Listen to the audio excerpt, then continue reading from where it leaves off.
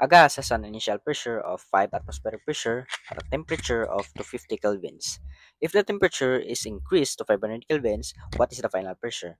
So, before we proceed guys, we have to determine what is the values of each variable.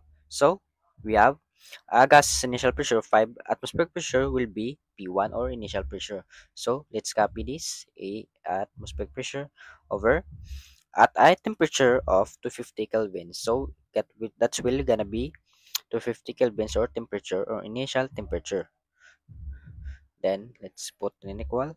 If the temperature is increased to 500 kelvins, so that's gonna be final pressure or temperature rather.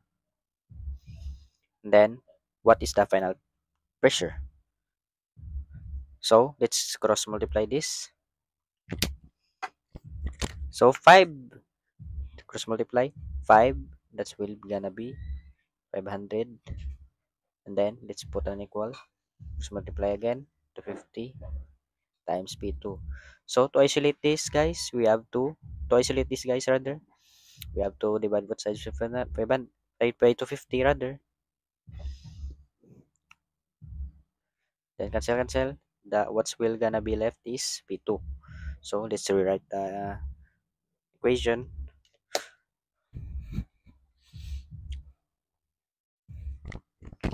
250, 500, 5 over 250. That will be gonna be our P2. So let's solve this. We have 5 times 500 will be 2500. Then copy the denominator. So 2500 divided by 250 will be gonna 10. This is our final answer for question in atmospheric pressure.